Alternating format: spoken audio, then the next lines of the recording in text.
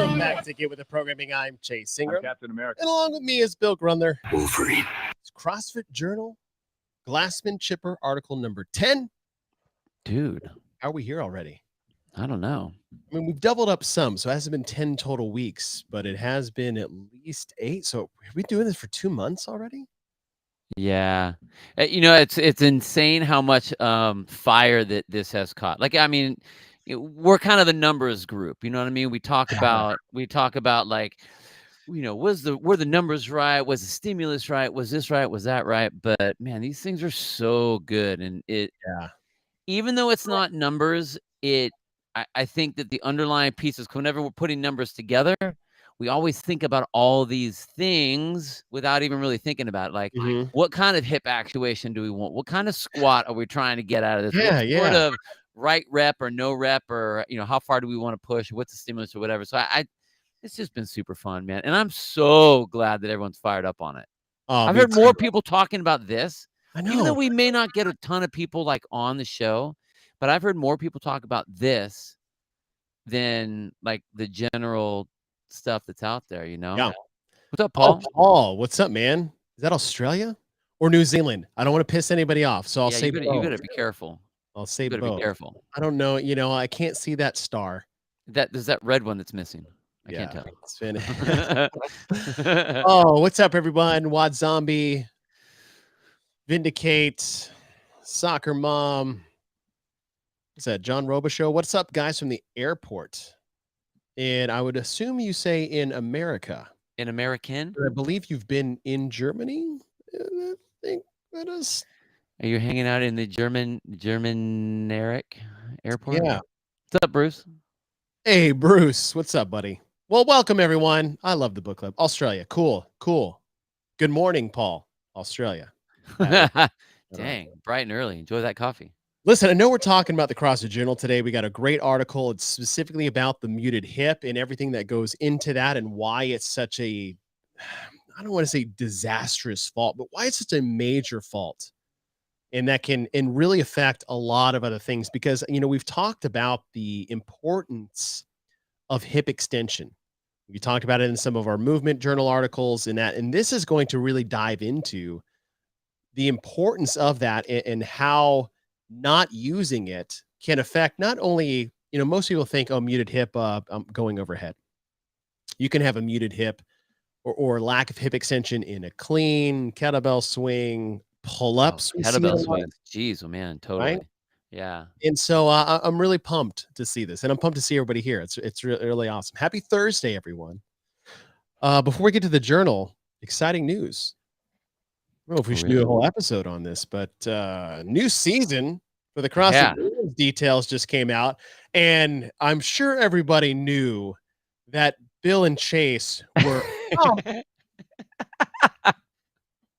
that they decided to standardize the programming for the semifinals once again. But dude, how is it possible that people are still bitching about that? They're like, you know what? But then I'm just going to be bored every single week watching the same thing. After week one. No, it's not. No, it's not. No, it's not. You do Murph every year and you're never bored about it. You do Fran every year, you're never bored about it. Has nothing to do with that. It has to do with watching people qualifying the same way to get to our world championships. The same test. Yes. Not I have to spell Mississippi and you have to spell can to see who goes to the national spelling bee. I remember I posted something to just piss people off, and it did its job about those that don't like standardized programming must hate watching the Olympics as well. Yeah, totally. But there's an element of fandom in there. It's like, isn't it exciting to watch Usain Bolt run the 100 meters and then another person do it over and over and over just to see who the fastest person in the world is? No, because another person, it's not exciting. I wish they would run an 88 meter to determine because I just get bored watching the 100 over. It's the same GD race we've had for the last 100 years. I mean, that damn marathon. Yeah. It's why can't they just change up the distance and change the name while they're at it? and take away all the history of Why that. does basketball always have to be 4 12-minute quarters with a 20-minute halftime and 2 points for one basket? Like, It it's would so be way more boring. skill if you had to shoot a round ball into a square hoop. They need to change it. Yeah. Jeez, oh man. I Travis, can't wait. I'm Rod's on stoked. me. Nick, he's like, I remember when Chase said there was no way regionals was coming back. I guess technically he's right. I mean, yes, they still call it Right. semifinals. Right. They still, it's regionals with citizenship distribution. Huh. It's what it is. It's a regional. See what you're doing there. See what you're doing there. I'm so excited for standardized programming. Why? Because in week 1, I want to see what these events really look like. And then in week 2, I want to see people perfect it. And then in week 3, I want to see records get broken. Yeah. I want to compare week 1 Brooke Wells versus week 3 Cara Saunders. I want to see that. I want to see who does what. And then going into the games, I want to be able to pull from what happened over the course of semifinals to bring that storyline to the games. Like, hey, how do we get there? I'm like, lots of different ways, everyone. Yeah, seriously. Lots of different ways. Anyways, that's not what we're here for. I do want to share one thing, Bill. As we get down to D-Day here at CrossFit Big D, trying to figure out what's going on. I had some morning members of mine, and they've only been here for, I want to say, like 6 months, maybe longer. Clint and Kaylee. You ever get that like cool 5 a.m. couple that are just like ride or die and they're new, but they're just like, you're like, I wish I had you here for a decade. That's who I wouldn't say our early early class people, morning. but yeah, I got those people. In I got there, those right? people. Maybe in their Yeah. afternoons or whatever. Yeah. But it's awesome. Well, they brought me something this morning. I was dragging coming into the 5 a.m. class this morning to coach it. They brought me something. I want to see if I can. I'm gonna show it. So we're on YouTube. I'm gonna grab it. It's just right over here. I have no idea what he's talking about right now.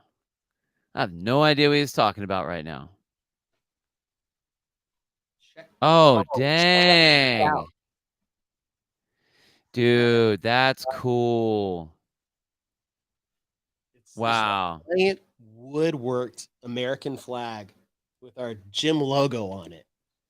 That's sick. Right? That's really cool. Wow. Here's the best part. They made it. It's like their couple's hobby, woodworking. It's their couple's hobby. Woodworking. How awesome. My gosh, that's awesome. So I was like, thanks, guys. Now I'm like crying at 4:50 in the morning. You're such a sappy. It's so awesome. That is awesome, dude. That is really, really cool. We got a lot of emotions going on. Obviously, like our gym location here is closing at the end of the month, and we have some things in the work. Hopefully, there's some dominoes that still need to fall to figure out what's next. But it's just we're getting to that emotional stage right now, and it's I bet really, really cool of them. So it's I'm very thankful. So if they're listening, sometimes they do. Thank you guys. Y'all are freaking awesome. Cool. I wish I had you guys for the last 9 years because they're just those people, man. Hard to find, but man, never want to let go of them. So that was really cool. That's awesome. That's very cool. All right, let's go into the CrossFit Journal. This is article number, we're calling it article number 10. I am going to copy the PDF into the chat right now for you guys that are watching live on YouTube. Just right there for you. For our Patreon supporters, we put this PDF on our page, and then we will upload the marked up version for you guys to have on your own as well. If you guys don't support us on Patreon, you can go to patreon.com/get with the programming and support us more than you already do for just $6 a month. A lot of good stuff coming down the pipe. The OG fall collection has just dropped. So those of you guys that support us on Patreon, you get a 20% discount just by rolling with us. And we will post those photos and the link and the code later this afternoon. I don't know if you saw the Instagram post that I had up with that big class that I had. What was that? Okay, well, I'll get to that in one moment. But Okay, did you okay, yeah. see my outfit? I You had my did, cult man. hat, I had You were my OG stripping shirt swag. on, and one of the members was like, "Dang, you're kind of going all into this brand thing, huh?" And I'm like, "Well, okay, first of all, it's motherfucking cool. Right. Like, do you Looks good. OG and two, like I love cruising around with the whole cult thing on because I'm like, someone asked me.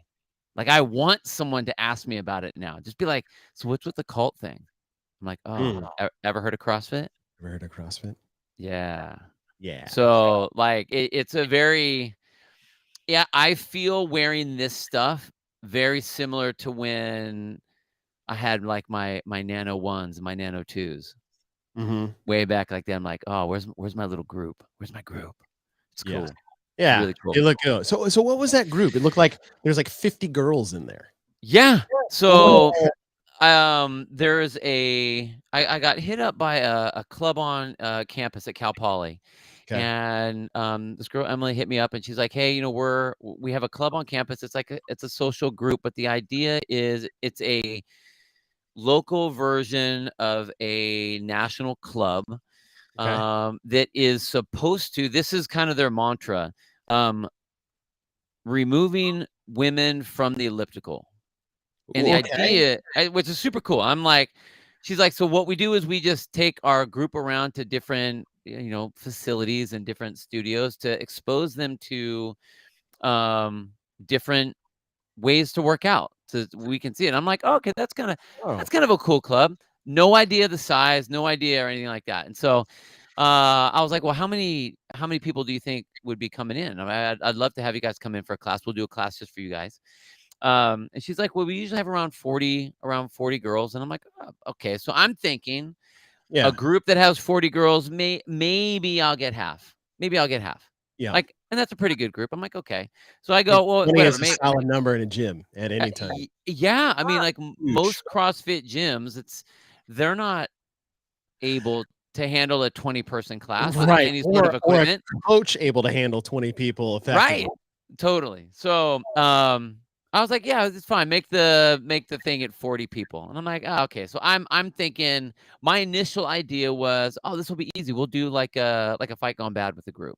It's an easy way to get everyone on a station. We can run everyone through it, and I can blast out 30 people, no big deal. Easy."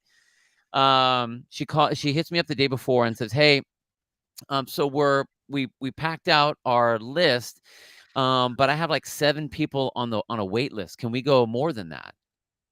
And I'm like, "Well, shit, it's gonna have to be fight gone bad plus like 3 Oh, stations if I do we just that." So talked I'm like, about that last "Yeah, week. I know." So I'm like, sure." I'm like, "Yeah, totally." So "Well, how many do you think?" And she's like, "I don't know, maybe 50." And I'm like, Oh "Okay." my goodness. So I'm trying to think, okay, worst case scenario, which is like best case scenario, Right. trying to come up with a workout that is going to handle 50 girls. And I don't know any of their Who have probably abilities. never done CrossFit, right? Right. So I asked them, I got them all in there. And so we had our last class, our 615 class. We had a barbell class that was going on at the same time. Once, as everyone's there kind of clearing out, I brought the girls in and two college girls are so funny because they come in, I get them to come into the gym. And then there's like 28 girls that are there first. And they're huddled into this super tight little mass that I have never. I'm like, you guys can spread out. It's cool. It's like this. I don't know if it was It was like a bunch nervousness of or whatever. emperor penguins trying to like keep themselves Yes, warm in the yes. It was the Antarctica. tightest group. It was the tightest group. No one was gonna like get frostbite in this group.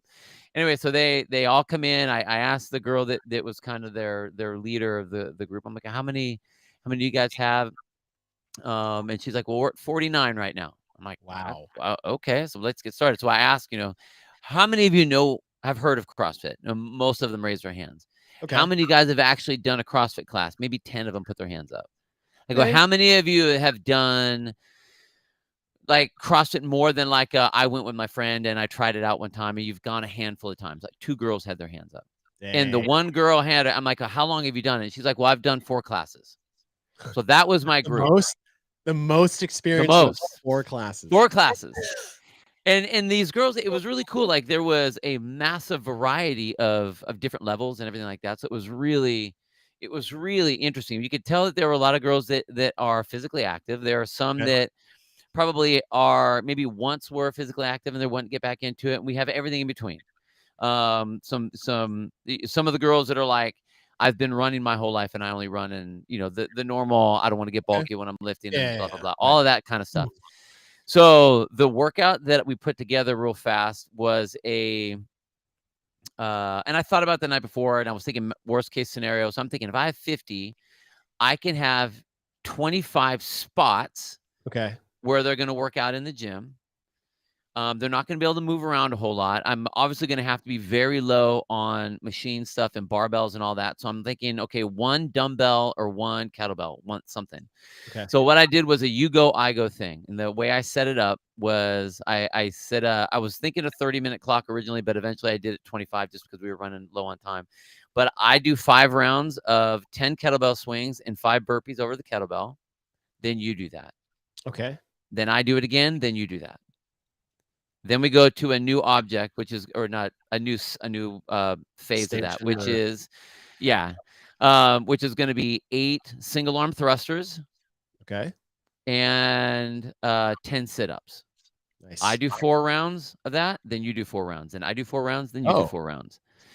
Then the last one is 6 devil press. So burpee with the same dumbbell and 15 lateral PVC pipe jumps. So I do that 3 times, you do that 3 times, I do it 3 times, you do 3 times. So we had 3 rows of 8 girls. It looked like it was, and it's so funny because as a coach, awesome like, was that? Oh, it's never. We never have a class. No, like I said, how awesome was that though? Oh, it was right. It was the end of the day. I'd already been coaching all day long. I had private clients. So was it like a special class time, or did you special class just for them? Oh, So okay. our day usually ends like at 7:30. Yeah. And their class, I'm like, oh, we'll put you guys at the end 7:30 to 8:30. So, got them a little warmed up, which is really funny. I had them we just did like 10 push-ups, 10 sit-ups, 10 air squats as a group. So there's this massive circle in the gym. Oh, and I'm like, okay, I'll say down. You guys we're gonna do it like army style. You go down, everyone goes down, you come up and you yell 1. So all right, here we go. We're all up. And because there's so many people there, I'm in like full on go mode. Like I'm as animated as possible. I'm loud. I got the coach voice going. And I'm like, all right, here we go, everyone. I'm all up with them. And I'm like, here we go. And down. Boom. We come down. And I hear 1. And I go, you guys, there's 50 girls in here right now. So they're all laughing and giggling. Dude, it was hysterical. Once I got them all to actually say the number, it was rad because they were all saying it like 1. But it was this high pitch 1. It was not like everyone was like 1. It was like 1. It was so awesome. We had a blast. We had a blast. The girls had fun, and it was awesome. It was really cool. That looked really cool. Really cool.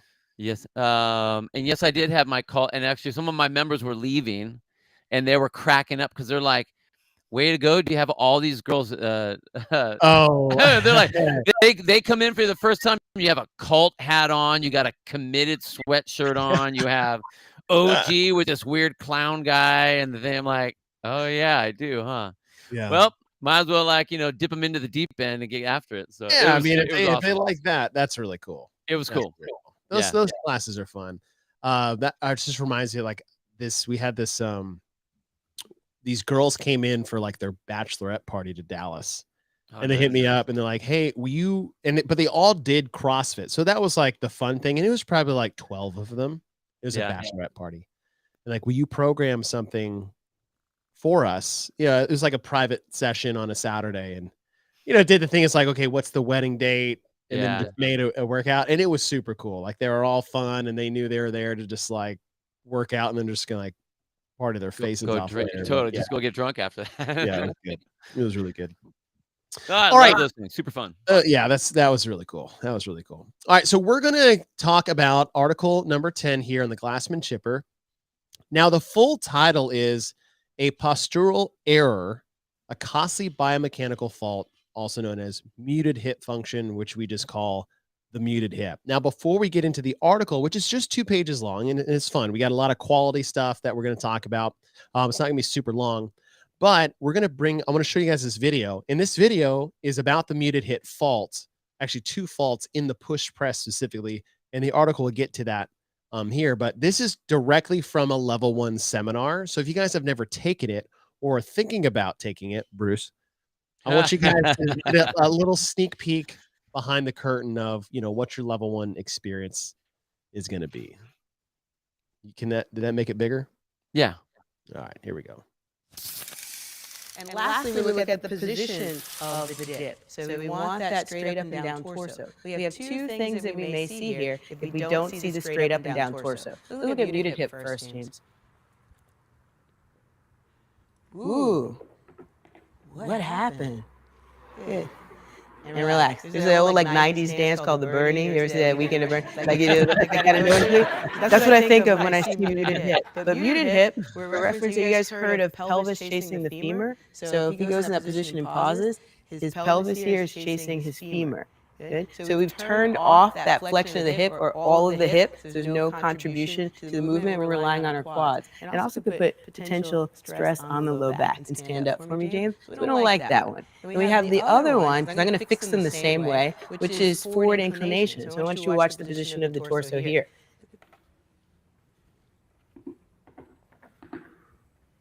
You guys see that? Shoulders came forward, out of position. So we have opposite ends of the spectrum. So we want to meet them in the middle. So what I'm going to use is some dip therapy. I'm going to pretend like my PVC is a wall. I'm going to have my athlete line up so their butt and shoulder blades are on the wall. And I have James slide down the wall so that his shoulders and butt stay on the wall. Dip and stand. So whether or not he's going forward with the hips or forward with the shoulders, I see that in relation to where I want him to be, which is shoulders over the hips, this can fix both of those problems. Boom. I love that. God, I love using the wall for those. Me It's too. one of my favorite ones. So simple. And what that's showing you is it's showing you the muted hip itself, right? You saw Hobart there, it was funny to see him in there. And obviously Jen Hunter Marshall. Totally. Yeah. Right. And what the positioning is. So when we are talking about this, you guys that are watching here on YouTube with us, you can visually see exactly what we're talking about. So next thing we're going to bring up is the actual article itself. Let's see. Got that? Mm-hmm. And then expand. All right. Now, this was in January of 2003. Again, this is written by Greg Glassman, as they all were back in the day. And what we start with is talking about the problem itself. And we start off with this piece right off the bat, where it says the most powerful force that can be generated by the human body are initiated, controlled, and dominated by the hip. We have said this in multiple articles leading up to this one, and it bears repeating, right? If you think about any athletic movement in sport, the ability to control, use the power of your hip and hip extension, right, is how you really achieve athletic dominance in sport. We can train that through fitness, and especially when we're talking about movements that we said before, cleans, push presses, swings, things like that. We're just bears repeating of how valuable that movement is. Yeah, and Matt, you just put it up there. We've said this, it's in the level 1 all the time. Qualities of a functional movement is their core to extremity. And that core being basically from midline hip through torso is the root of all of it. Yeah, it's amazing how you see, young children just innately have that built in, and how fast we move away from that using that. I mean,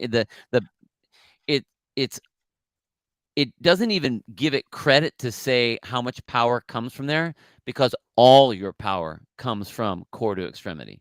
Right. You don't have any power. Maybe you can have like some finesse.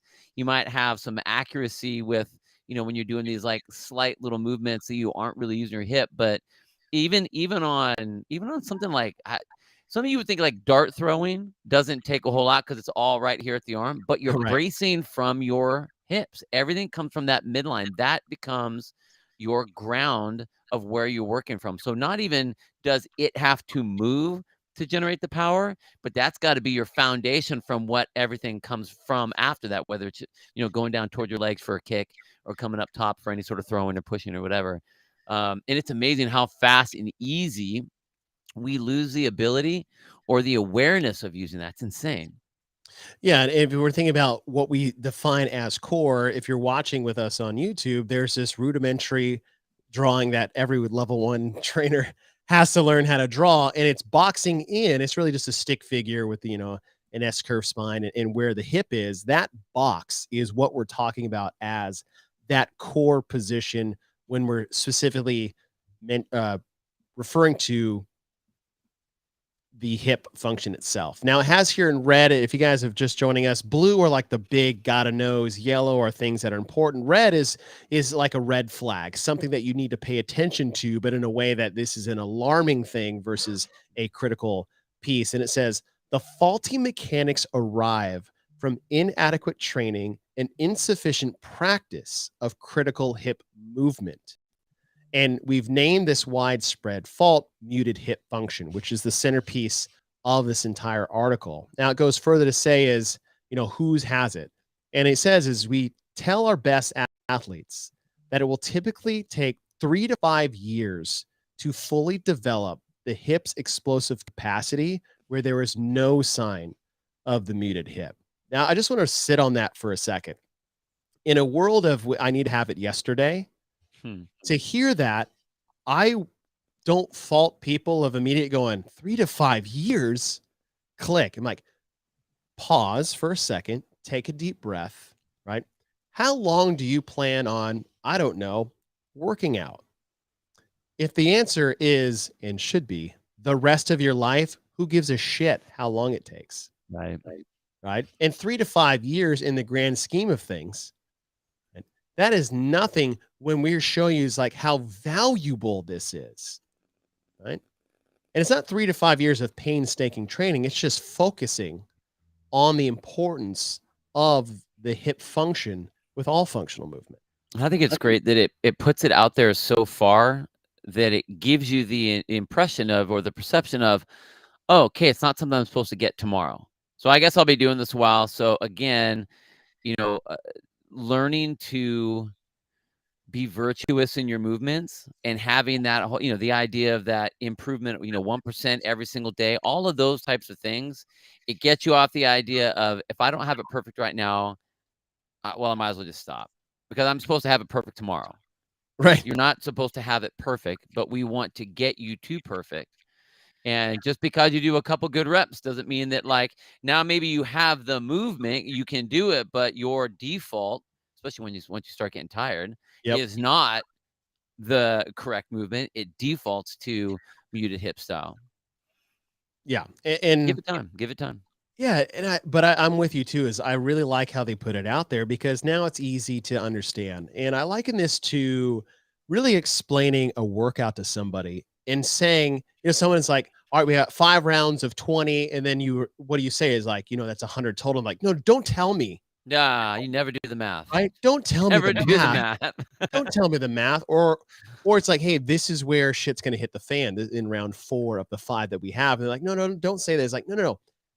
It's going to be much easier to face the reality of the situation prior to you taking on any task.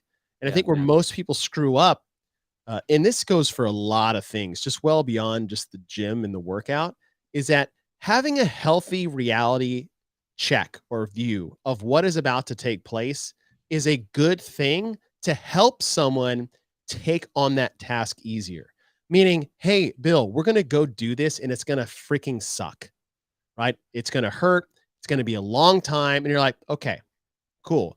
And then when you get into it, we sit back and look at each other. It's like, hey, we knew this was going to happen.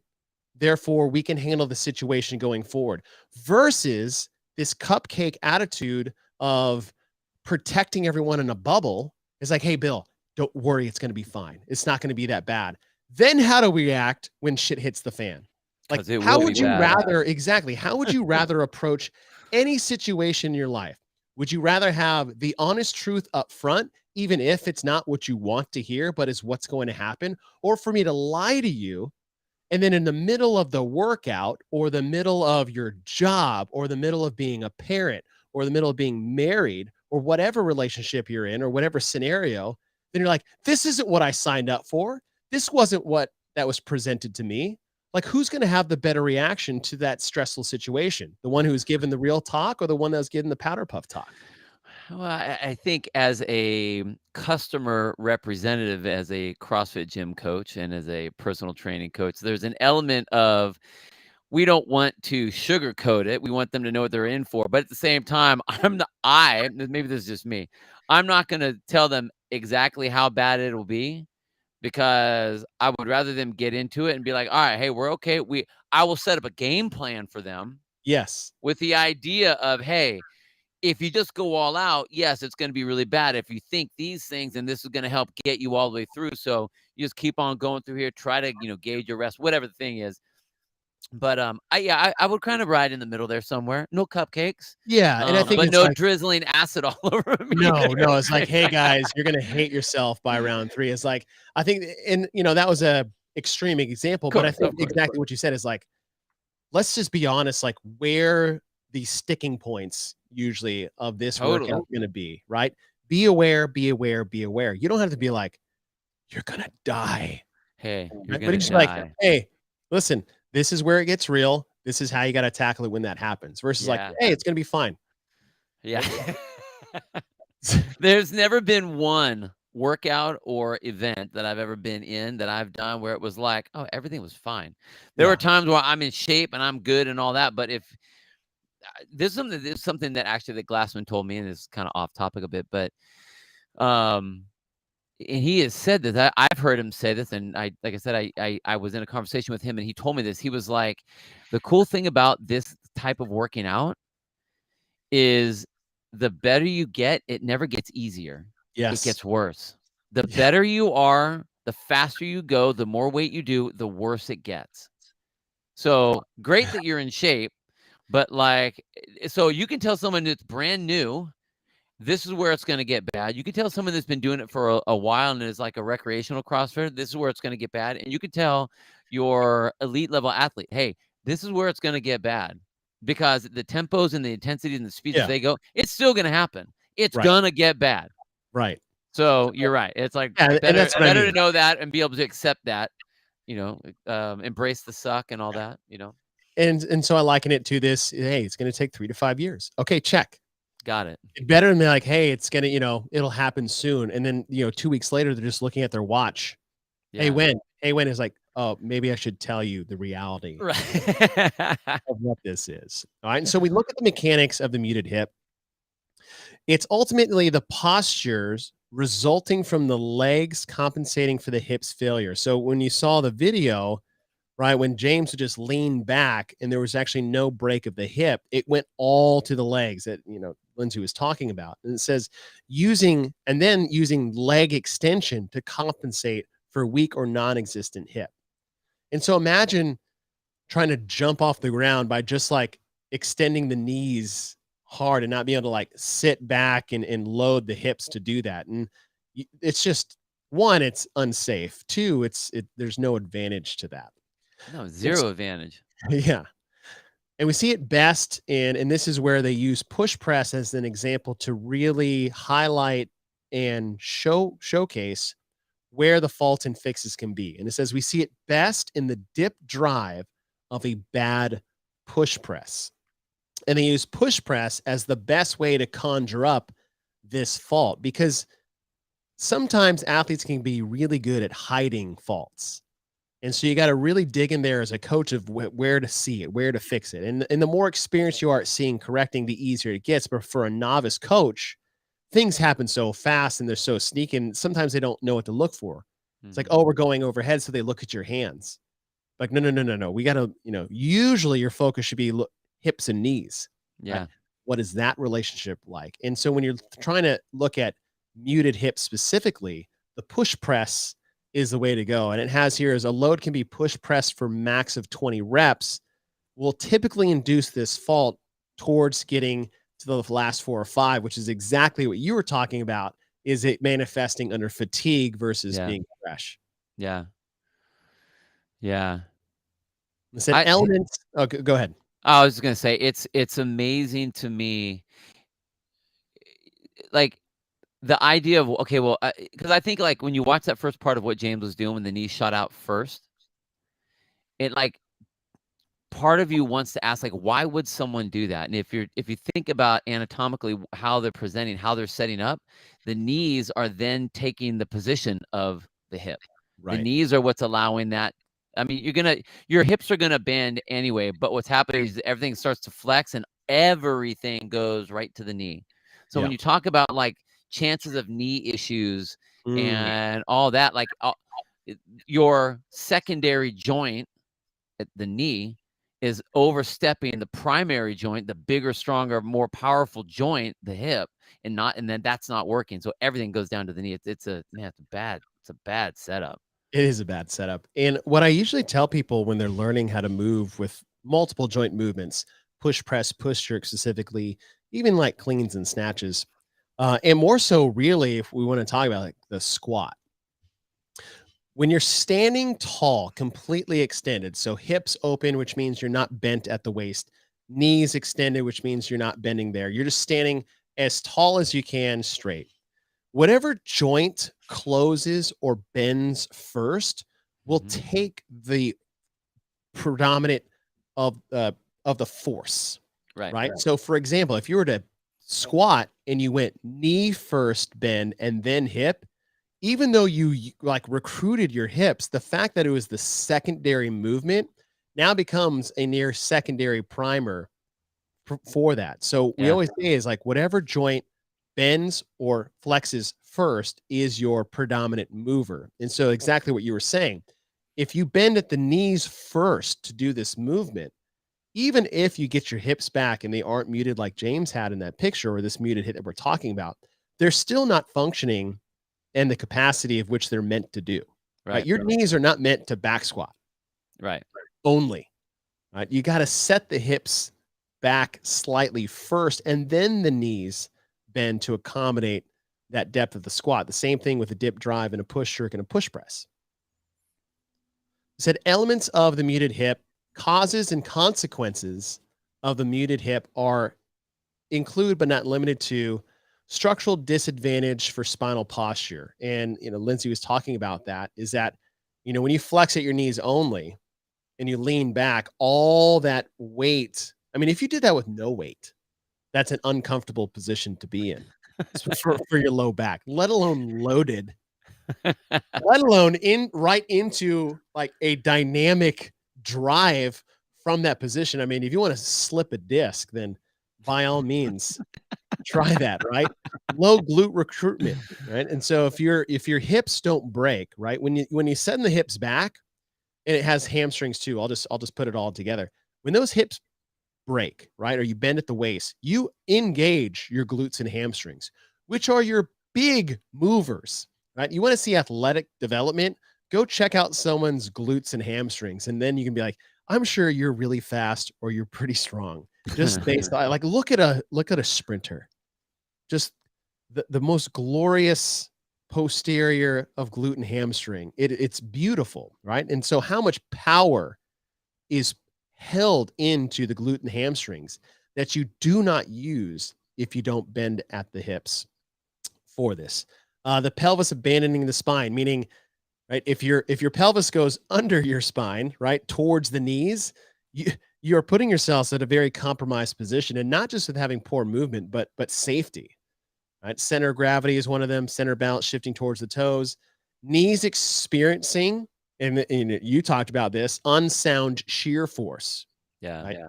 When you dip, you should be loading the hips vertically, right, down, and the knees are just bending as an action or a cause of the hip action. If the hips don't bend, all that force not only goes down towards the knees, but shear just means like a lateral, right, from the side, or in this case, like top down to patellar. I mean, can you think about loading your patellar tendons or your kneecaps? My knees would be so pissed. They Right? would be so pissed. I'd rather do pistols. And I hate those.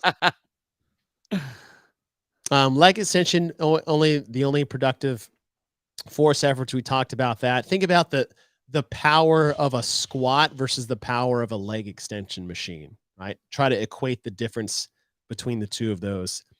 Hip extension not being possible with a low hip angle, and then the pelvis rotating the wrong way. Like, these are a lot of faults here. Oopsie. I went the wrong way. And now there's some photo, which is what I really like. We'll get to that in a second. But the important effect of these elements and the muted hip is that it marked decrease instability, balance, and power. Right? You lose all of that. Stability, balance, power gone. And there's two forms.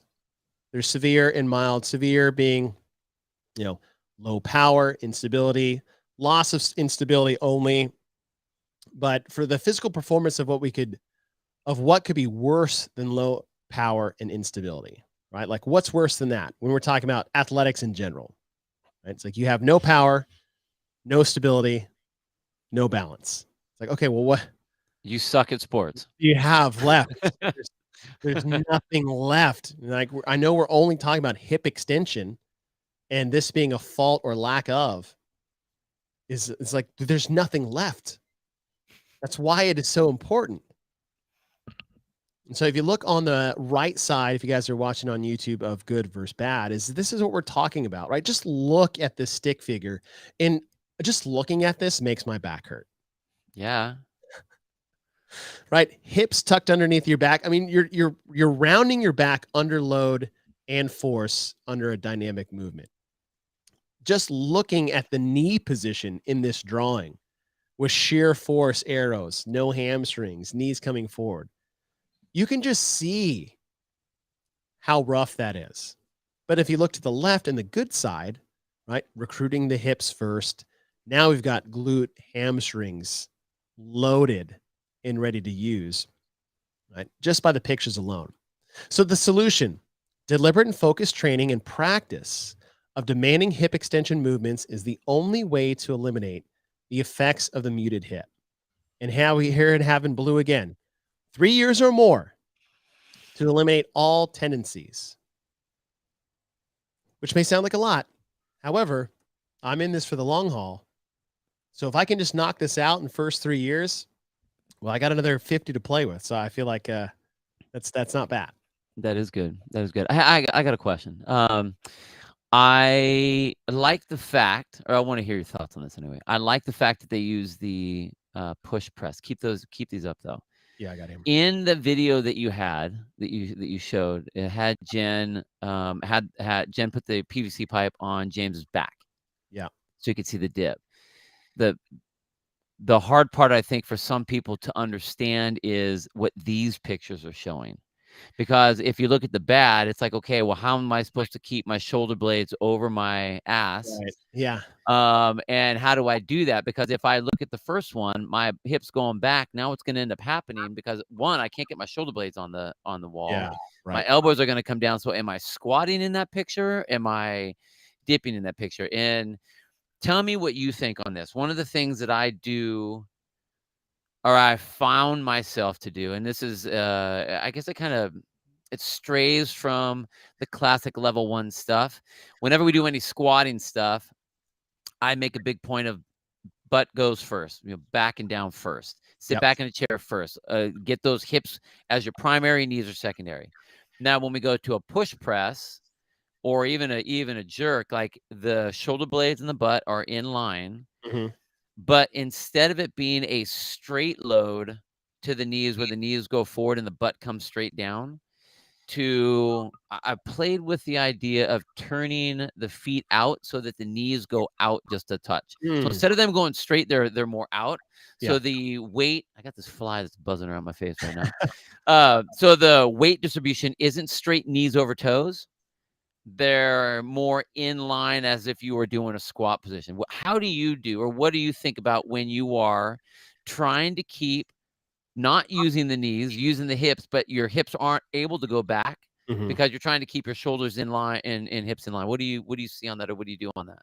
I will tell the athletes, as far as say push press specifically or any Yeah, sure. shoulder overhead, heels under the hips as far as width, and I'll lay a slight turn out of the toe. Okay. And I'll do that in one because if I go straight on, I think there's more tendency to have those knees slide forward a little bit easier Yeah. and not recruit the posterior chain. Where if you have them toed out just a little bit, I really do feel because of squatting and even deadlifts to a certain extent is like it encourages us to really knee out slightly, Yeah. but not like a squat, right? Because that's why you have a narrow stance. And I'm talking about like just toe out a little. I do the same thing actually. Yeah. Yeah. Well, and that's good. I mean, I like to hear that because I sometimes I think that as you coach, you kind of get on your own little islands. You're like, it makes sense to me, but what are other coaches thinking about this? And I think what's interesting is what I like that you said is you keep the feet in that narrow position because what it will do is it will decrease the depth that you're allowed to have on Yeah. your dip. And so many people want to almost do like a just almost thruster to get themselves to Oh get the barb yeah. overhead, you know what I mean? And it's Right. like Yeah. you are not able to squat with your feet straight ahead and right underneath the toes and stay upright. I mean, if your feet go wider, you're gonna go into a squat because you Yeah. now have the ability with your femurs in the position that they have into the pelvis, how deep you're able to get. So I like the fact that you say turn them out because I do the same thing. I Yeah. like that we're on the same page with that. So the knees are able to move to keep that position. So that's good. That's awesome. Yeah, and with that, I feel like if they're straight on, and a lot of this does have to do with like just how your body's built, but straight on, I think almost encourages some of that internal knee to Totally. happen, right? Where It's too that easy. little toe out, right? If you chase your toes like with the knees with a slight toe out, it's actually a better knee position as far as safety and power, Yeah. and the head and the ability for the knees to cave in versus a straight on, I think it eliminates that a lot, Yeah. a lot. So, um, in this, the thing with hip extension is like we'll see that lack of hip extension doesn't always have to pertain to a muted hip. The muted hip is just a big one as far as safety, and obviously a decrease in those things that we had said before, which is loss of instability and power. Now we say is no exercise, and this is part of the fix, offers as much opportunity to correct this than high rep push presses. It's easy to see, it's easy to fix, right? I don't want to sit there and try to fix your muted hip in the middle of like a clean, right? Or a snatch, right? Yeah. And that's more of like lack of hip extension, not muted hip itself, right? But with a push press, barbell, PVC pipe, it's really easy to see and it's really easy to fix, especially at high reps, right? It's easy for the athletes to continue that and then you to do your fixes as a coach. But as far as this overall is concerned, is that the it's coming back to the stress of the importance of hip extension and training that. And there's so many movements, and just like don't even talk about like sports, but like how many movements in CrossFit do we have that demand good rapid hip extension? Or how many that don't? Let me ask, like, let's go to the other question. How many that don't? Push-ups? Strict pull-ups? Yeah. Yeah. Strict press, bench press, unless you did the quarterfinals and you did use hip extension to get off the bench. Yeah. I mean, I can't think of much else, like maybe like a bike, like kettlebell swings, wall ball shots, dumbbell snatch, clean, push jerk, push press, deadlift. I mean, rep doesn't count unless you extend your hips at the top. Everything, jumping, box jumps, maybe like a handstand walk, GHD sit-ups, ab mat sit-ups, everything, All of them. all of them. Yeah. And if you just focused on getting better at this, and this is where I say people often look at the things that they need to get better at, and it's overwhelming. Like, oh, I have to get a bit this, that. And it's like, yes, but listen, if you just fixed this one thing called hip extension and your ability to understand how to do that, it fixes all these other things. And that's the cool part. And when I always come back to muted hip or hip extensions, like, I know there's 1,000 things right now that you feel like you suck at and that you could get better at. But guess what? If you just fix this one thing, all of those will get better. It's not an individual focus anymore. It's just that one thing. That's why it's so damn important. Yeah. Well, it is the center of us, and it's involved in everything. And so if you have not just extension and range of that, but a dynamic extension, anything that has to have an explosive hip, anything that has to have an explosive hip. So you're right. Like if you are wanting to get ring muscle ups, like, and I'm not talking strict ring muscle ups. I'm talking about like if you're wanting to be able to cycle ring muscle ups in a competitive setting or in the workout or whatever, you need to have an explosive hip to do that. You may have full hip extension, but if you don't pop your hips, you're not going up. Right. If you want to do bar muscle ups, or if you want to do chest to bar pull ups, any of those things, if your hip doesn't explode open with some sort of force and power, then you are then forced to do a strict movement, and more than likely you're not going to be able to do it. Yep. So yeah, it's amazing how important it is this pure, true center of us. Yes. And it all radiates out. So if you don't have that, you're missing a shit ton of stuff. Right. And if you have a muted hip, you never actually get to use it, break at the hip to extend the hip. Right. Why the muted hip is such a focused fault for us to improve. Yeah. And using something as simple as push press is a really small range of motion of that hip extension that you can teach people how to recruit and how to train. And then we move on from there. And then move on. Good stuff, bro. I like this. That was good. That was good. Yeah. Yeah. Well, everyone, thanks for joining us here on our Thursday for our CrossFit Journal Book Club. We do appreciate your attendance and your interaction with us. As always, it's been super fun. The next one on the docket, the order of these things are so great. It's called the overhead lifts: shoulder press, push jerk. And you have to fix your muted hip before you can get to those things. Yeah. So look how that sets up.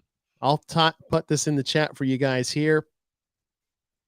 So we'll take this marked up article. We'll drop it in our Patreon page for those of you guys that support us over on Patreon. We'll put that in. And then next week, we will jump into the shoulder to overhead movements. Nick, what do we got in here? Yeah, we got to talk about the games this season. We'll do that. We can do that. Tuesday? Yeah, let's do Tuesday. All right. Yeah. Next Tuesday, Bill and I will do a live show of reviewing all the games changes, what we think about that, how that shakes out for next season. If you guys like to promote, is like a podcast was just released for the CrossFit Games podcast with Justin Berg. He's talking details of the season, and then soon a podcast on the Games podcast will be with Adrian Bosman, who goes in even more details. So before you guys watch us on Tuesday, make sure you guys keep an eye out for those so you can come with the knowledge base that we have that will come into that. Thank you guys for joining us. We really do appreciate it. We'll see you guys next time. Bye, guys.